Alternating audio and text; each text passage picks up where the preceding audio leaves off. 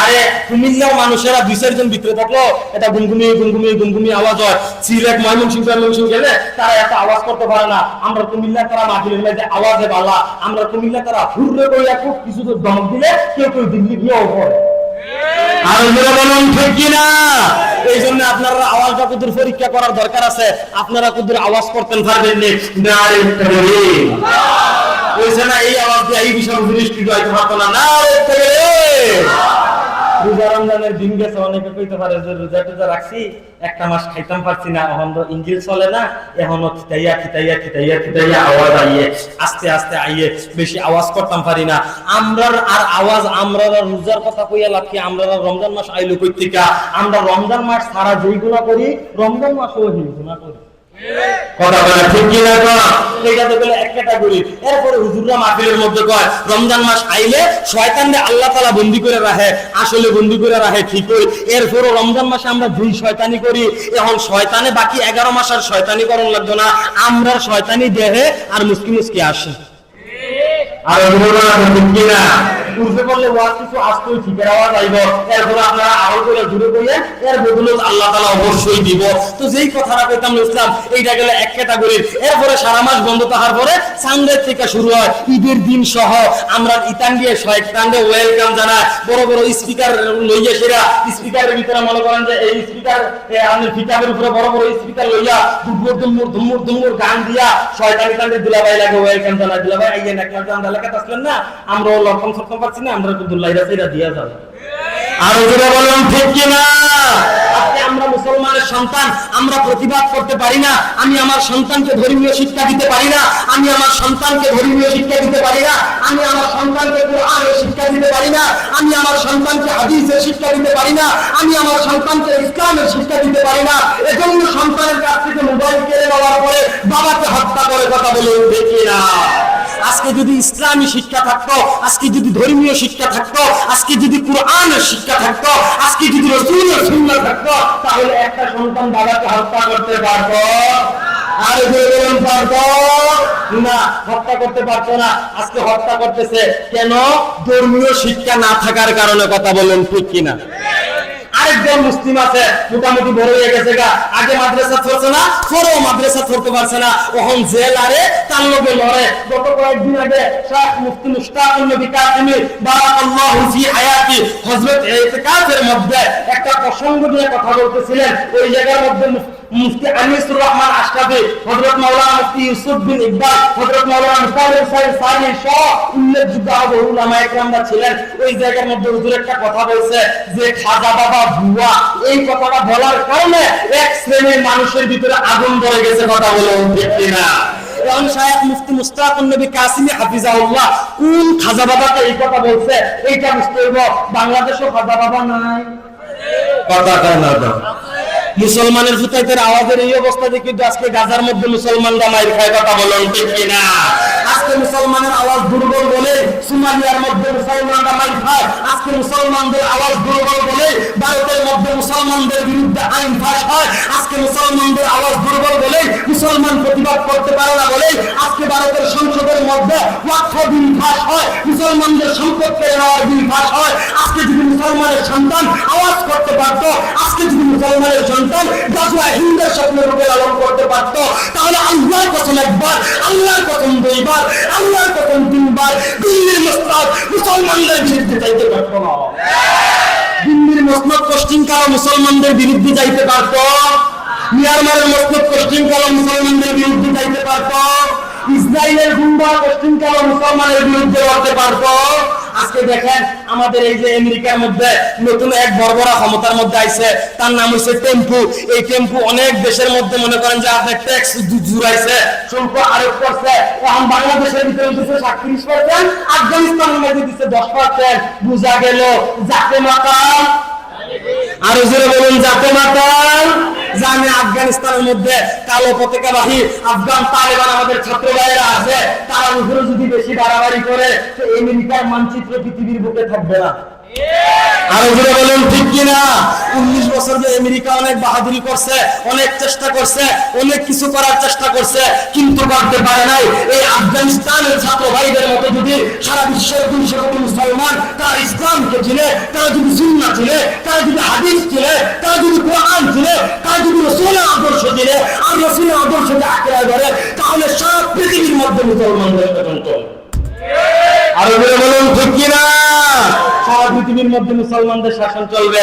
এখন সমস্যা হইছে আমরা নিজেদেরকে চিনতে পারি না, এই জন্য হইছে আমাদের এই অবস্থা। তো যে কথাটা কইতাম ইসলাম শায়েখ মুফতি মুশতাকুন নবী কাসিমি হাফিজাহুল্লাহ তিনি এই কথাটা বলছে। তো বাংলাদেশের ভিতরেও তো বুয়া খাজা বাবা দাবিদার অনেকে আছে, কথা বলেন আসেনিও, আসেনিও আক্রোশীর দরবারে আসেনি, কথা বলা ফরিদপুর আক্রোশীর দরবারে আসেনি। আপনারা অনেকে কইতেন পারতেন না, আমার তো সিউল একটা কথা মনে পড়ে গেছে, এটা কই লিখতাম নাকি? আর আইনা নাই হগবলা আমার এলাকা তার একটু সাইজ করে দেয়া যায়। আমি গেছিলাম এই ফরিদপুর আক্রোশী সদরপুর থানা, এর মধ্যে গেছি, আক্রোশী দরবারের ভিতরে গেছি। যাওয়ার পরে জোহর নামাজ পড়া হুজুর, নামাজের ভিতরে আল্লাহু আকবার করে দাঁড়ানোর আগে একামত দৌল লাগেনি, কথা কয় না তো লাগেনিও, একামত দৌল লাগে। তো একামতের আগে তারা একটা সিগুলি কয়, সিগুলিটা হইলো সকলে কাতার সোজা করে দাঁড়া, খেয়াল আপন আপন করবে ডুবান, খেয়াল করবে কলবে লাজিক আল্লাহ হাজির নাজির, আল্লাহ তাআলা দেখতেছেন সকলের দিলের হাল। যেই মুহূর্তে খেয়াল কল থেকে দূর হয়ে যাবে তখনই নামাজে আল্লাহ ভুল হয়ে যাবে। আর নামাজে যদি আল্লাহ ভুল হয়ে যায় তাহলে কাকে সিজদা করবেন একবার কল্পনা করে দেখুন। তাই দিলে আল্লাহর নাম আর অন্তরে দুনিয়ার কল্পনা কল্পনা এমন নামাজে তেমন ফল। তাই দয়াময় হুজুর পাক সাল্লাল্লাহু আলাইহি সাল্লাম বলেন লা সালাত ইল্লা বিহুজুরিল কলব, নামাজ না হুজুর ব্যতীত। তাই সকলে মন মুখ এক করিয়া আল্লাহ তাআলাকে হাজির নাজির ওহের জানিয়া হুজুরকে সিজদা করুন। এই হিকমত আতে গেলে ওলিদের হিকমত, এই হিকমত দয়াল দিন বিশ্বর খাজা বাবা পুরীকে বেদান হুজুরের হিকমত। তারা চিন্তা করছে আমরা প্রত্যেক শুক্রবারে মসজিদে হুজুরের লোকে নাউজুবিল্লাহ করে মাটি লুকিয়ে লাগছি, আর হুজুরের বানাবো নাউজুবিল্লাহ, আর হুজুরের বানাবো নাউজুবিল্লাহ। এখন যদি হুজুর আপনি মুখস্থ করলেন কেমনে? ফরজ করে কোচিং কইরা কি কইরা, কথা বলে কি কইরা, রেকর্ড কইরা। এই সমস্ত বন্ধুরা, এই সমস্ত বেদাতীরা, এই সমস্ত বাটপাররা বাংলার সাধারণ মুসলমানদের ঈমানকে কেড়ে নিচ্ছে। কিসের বিনিময়ে? ইসলামের বিনিময়ে। ইসলামের সাইনবোর্ড লাগাইছে, কি লাগাইছে, কথা বলে কি লাগাইছে? আমি সহজ ভাষায় মানুষকে বুঝাইতাম চাই। সাইনবোর্ডটা কেমন বুঝবেন নি আপনারা? আপনারা সহজ ভাষায় বুঝাই দেয়। আমরা কোম্পানি কলেজ মার্কেট আসেনি, কথা বলে আসেনিও, কলেজ মার্কেট আছে, কাপড় বিক্রি করে। কাপড়ের দোকানের সামনে ছায়া দেখবেন প্লাস্টিকের ডল আছে, মূর্তি আছে মানুষের মতো, কিন্তু কি না, কথা বলে কি না?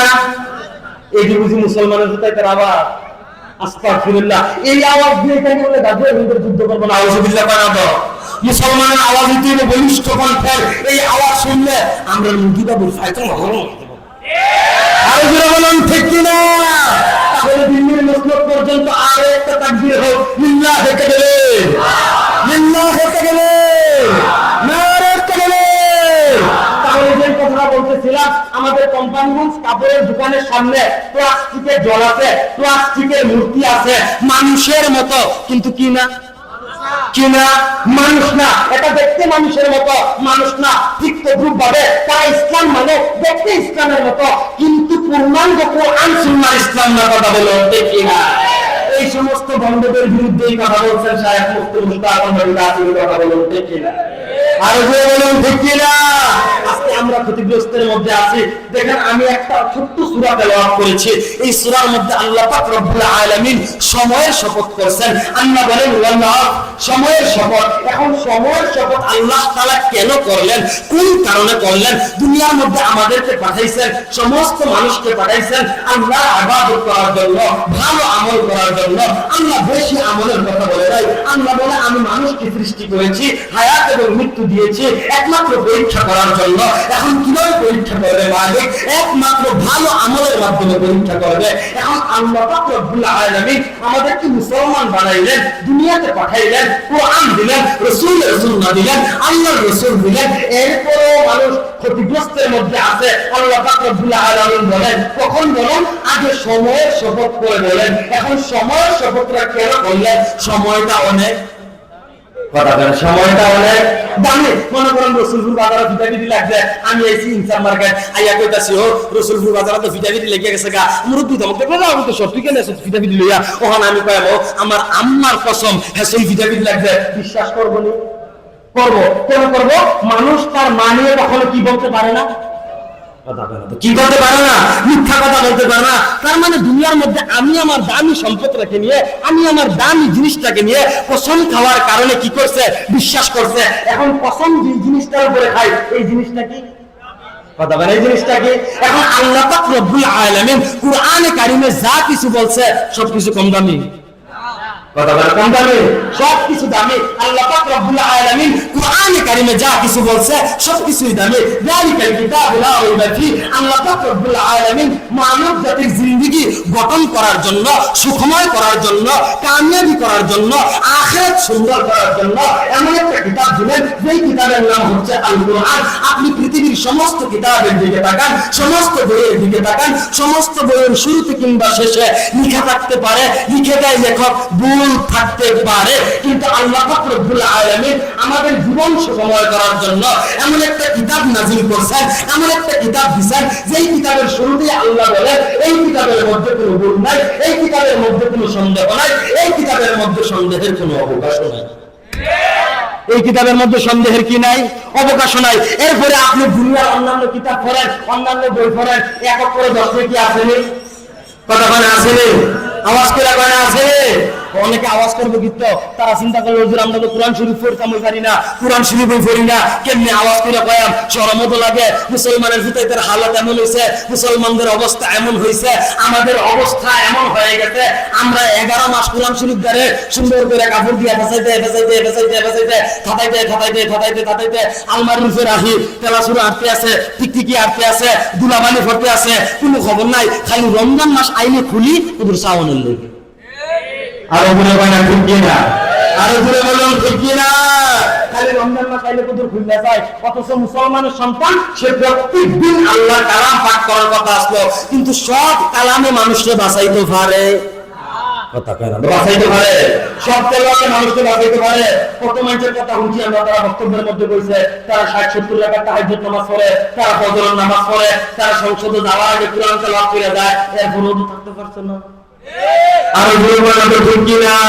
কারণ বেশি ইসলাম মানার আল্লাহ পছন্দ করে না। তারা একবারে আলেমরা শাইখুল হাদিস ইবনে শাইখুল হাদিস আল্লামা মামুনুল হাফিজাহুল্লাহ, হযরত মাওলানা আল্লামা খালিদ সাইফুল্লাহ আইয়ুবী হাফিজাহুল্লাহ, হযরত মাওলানা মুফতি সাহাব হুসাইন রাজি হাফিজাহুল্লাহ, হযরত মাওলানা মুফতি হারুন ইজহার হাফিজাহুল্লাহ, হযরত মাওলানা মুফতি মাহমুদ হাসান হুলবি হাফিজাহুল্লাহ, হযরত মাওলানা মুফতি জসিমউদ্দিন রহমানী হাফিজাহুল্লাহ, হযরত মাওলানা মুফতি হাবিবুল্লাহ মাহমুদ কাসিমি হাফিজাহুল্লাহ, হযরত মাওলানা রফিকুল ইসলাম মাদানী সহ বাংলাদেশের উল্লেখযোগ্য অনেক উলামা ইকরামদেরকে সরকারি মেহমানখানায় ইসলাম আপ্যায়ন করত। কথা বলা ঠিক কিনা? আরো জোরে বলুন ঠিক কিনা? এরপরে আপ্যায়ন করতে করতে এক পর্যায়ে তাই না আপ্যায়ন গিরি শেষ হয়ে গেছে গা, তাই না বেঁচে গেছে গা। আরো জোরে বানাবে ঠিক কিনা? চাইতো আলেমদের কাছে নিয়ে ইসলাম দ্বারা ভালো করে মানত, শক্ত করে ধরত, আলেমদের ধরতে গিয়া এবিডি গদি ধরতে পারত না। কথা বলা তো ঠিক কিনা? কর আরো জোরে বলুন ঠিক কিনা? অতএব নাইবে নবী যারা তাদের সাথে লাগতে আইসো না, তাদের সাথে পাঙ্গা নিও না। যারা লাগছে, যারা মেহমানদারি করছে তাদের কাছ থেকে শিক্ষা নাও। আগামীতে যারা আসবা তারাও শিক্ষা নাও। আলেমদের সাথে বিয়াদবি করে বাংলার মসজিদে কেউ দেখতে পারবে না। আরো জোরে বলুন ঠিক কিনা? আলেমদের সাথে বিয়াদবি করে বাংলার মসজিদে কেউ টিকতে পারবে না। তবে সর্বশেষ কথা, হযরত এখনই চলে আসবে, আমি আমার অসমাপ্ত কথা সমাপ্ত করতে পারবো না। এরপর আপনাদেরকে একটা কথা বলে যাই, আমি আগামী সিজনে প্রত্যেকটা মাহফিলে এই কথা বলবো, বাংলার ইতিহাসে নির্বাচন আসবে। কথা বলে না নির্বাচন আইতো না, কথা বলে নির্বাচন আইতো না, বাংলার ইতিহাসে নির্বাচন আসবে। তবে আমরা মুসলমান, বাংলাদেশ মুসলমান, সংখ্যালঘুদের আমরা সকলে মুসলমান, আমরা মুসলমানরাই বাংলাদেশে বসবাস করি। আমাদের প্রত্যেকের একটা দাবি থাকবে, আমাদের থানা থেকে যারা এমপি পদপ্রার্থী হবে, যারা আমাদের কাছে ভোট চাইতে আসবে 500 টাকার নোটের বিনিময়ে, 1000 টাকার নোটের বিনিময়ে, এবার আমরা কাউকে ভোট দিব না, ভোট দিতে প্রস্তুত না। যারা আমাদের শরণাপন্ন হবে, যারা আমাদের কাছে আসবে থাকবে, তাদের কাছে আমাদের একটাই দাবি থাকবে, ফাঁস হওয়ার পরে সর্বপ্রথম সংসদের বক্তব্যের মধ্যে আমার নবীর খতমে নবুয়ত নিয়ে আলোচনা থাকতে হবে। আর এদের বলেন ঠিক কিনা? আমার নবীর ইজ্জত নিয়ে আলোচনা থাকতে হবে। যারা আমার নবীকে নিয়ে কটূক্তি করে, যারা আমার নবীর চরিত্র নিয়ে কটূক্তি করে, যারা আল্লাহকে নিয়ে কটূক্তি করে, যারা ইসলামকে নিয়ে কটূক্তি করে, যারা কোরআন সুন্নাহ নিয়ে কটূক্তি করে, তাদের সর্বোচ্চ শাস্তির বিধান মৃত্যুদণ্ডের আইন চাই, মৃত্যুদণ্ডের আইন চাই। কথা বলার তাদের মৃত্যুদণ্ডের আইন দিতে হবে, তাহলেই আমরা তাদেরকে কি দিব? কথা কয় না? তাহলেই কি দিব? দূর দিব। অন্যথায় আমরা তাদের সাথে আপোষ করব, অন্যথায় আমরা তাদের সাথে আপোষ করব। যদি আপোষ করি তাহলে কয়দিন পরে পরে ইতালি শাহবাগের মুরুগী আন্দোলন করবে। আর ওগুলো বানাবে ঠিক কিনা? আর ওগুলো বলেন ঠিক কিনা? রমজানের 8 দিন তো লেগে গেছে গা, আমার শরীরে আমি দিব এই কালাকালি শুরু করতে। ইতালির কায়দা কিন্তু জানি, ইতালির কথা হইলো ইউরোপীয় স্টাইলে, পশ্চিমাদের মতো আমরা খোলাপালা পোশাক কিন্তু আগাম আমরা এটা কিছু করতে পারতো না। তা আমি আবার বিভিন্ন জায়গার মধ্যে কইছি, আমরা তোমরা এই শর্ত মানাম, আমরাও একটা শর্ত আছে, শর্ত যদি তোমরা দাও আমরা শর্ত শুনতে হইব। আমরা শর্ত হইলো তোমরা মাঘমায়ে শীতের মধ্যে 1 সপ্তাহ দিন নাই যেই কাপড় টিফিনটা তোমরা স্বাধীনভাবে চলতে চাও, এই কাপড় টিফিনটা আমরা আব্দুল্লাহপুর ক্ষেতের মধ্যে 1 সপ্তাহ থাকতে হইব। যদি তোমরা টিকে থাকতে পারো তাহলে তোমরা শর্ত মানছো। আর ওরা বলুন ঠিক কিনা? আর ওরা বলুন ঠিক কিনা? তাদেরকে প্রতিহত করতে হবে, শক্ত হাতে দমন করতে হবে, ইসলামকে পূর্ণাঙ্গ আঁকড়ে ধরতে হবে। যদি আমরা ইসলামকে না করি তাহলে আমরা ক্ষতিগ্রস্তের মধ্যে থাকবো। এখন আল্লাহ পাক রব্বুল আলামিন সময়ের শপথ করলেন। কেন আল্লাহ পাক রব্বুল আলামিন সময়ের শপথ করলেন? সময়টা অনেক ভুলে গেছেন, ভুলে গেছেন। আল্লাহ পাক রব্বুল আলামিন সময়ের শপথ করছেন। এখন সময়ের শপথ কেন করলেন? সময়টা অনেক দামি। এখন যেহেতু সময়টা অনেক দামি, দুনিয়ার জিন্দেগিতে আমাদেরকে সময় কাজে লাগাইতে হবে। যদি আমরা সময় কাজে লাগাইতে পারি তাহলে আমরা সফল কাম হয়ে যাব। আর যদি আমরা সময় কাজে না লাগাইতে পারি তাহলে আমাদের অধঃপতন একের পর এক আসবে, একের পর এক আসবে, একের পর এক আসবে। আমরা শান্তি পাবো না, সুখ পাবো না। আর যখন আমরা ইসলাম অনুযায়ী আমাদের জিন্দেগি চালাইব, যখন কুরআনকে আঁকড়ে ধরব, যখন রাসূলের সুন্নাহকে আঁকড়ে ধরব, যখন কুরআন অনুযায়ী আমরা চলব, তখনই আমাদের সফলতা আসবে। কথা বলুন ঠিক কি? তখন আমাদের কি আসবে? সফলতা আসবে। আজকে মুসলমানের সন্তান আমরা পশ্চিমাদের পথে হাঁটি, আমরা মনে করি যে তাদের পথেই আমাদের সফলতা আছে। আর তাদের পথে হাইটা তো একজন 17 বছর ক্ষমতায় ছিল।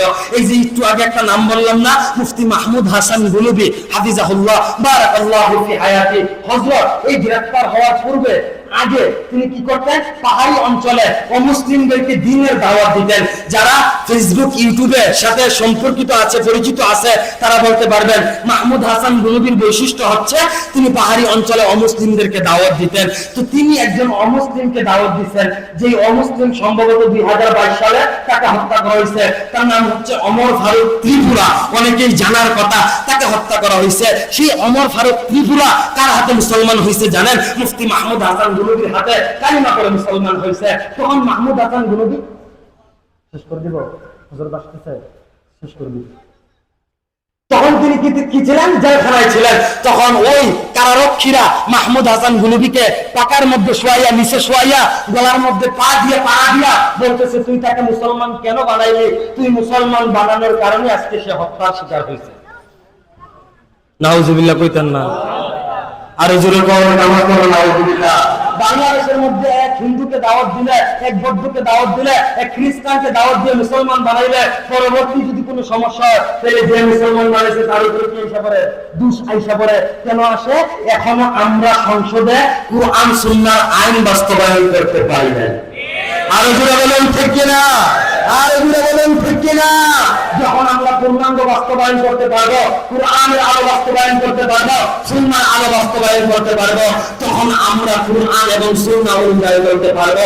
যতদিন না পর্যন্ত আমরা সংসদে কুরআন সুন্নাহর আলো বাস্তবায়ন না করতে পারবো, ততদিন পর্যন্ত আমরা এই জমিনে সুন্দরভাবে ইসলাম পালন করতে পারবো না। তো যেই কথা বলতেছিলাম, সংক্ষিপ্ত কথা, আল্লাহ সময়ের শপথ খাইছে। এরপরে আল্লাহ পাক রব্বুল আলামিন বলেন, মানুষ ক্ষতিগ্রস্ত ক্ষতিগ্রস্তের মধ্যে আছে তারা, যারা আল্লাহর কুরআন মানে নাই, দ্বীন মানে নাই, ইসলাম মানে নাই, রাসূলের সুন্নাহ মানে নাই, তারা ক্ষতিগ্রস্তের মধ্যে নাই। যারা ঈমান আনছে, তাকওয়া অবলম্বন করছে, কুরআন মানছে, সুন্নাহ মানছে, অসমাপ্ত অনেকগুলা কথা বলছি। আল্লাহ সুবহানাহু ওয়া তাআলা আমাকে আমাদের প্রত্যেককে আমল করার তৌফিক দান করুন। নাসরুল্লাহ।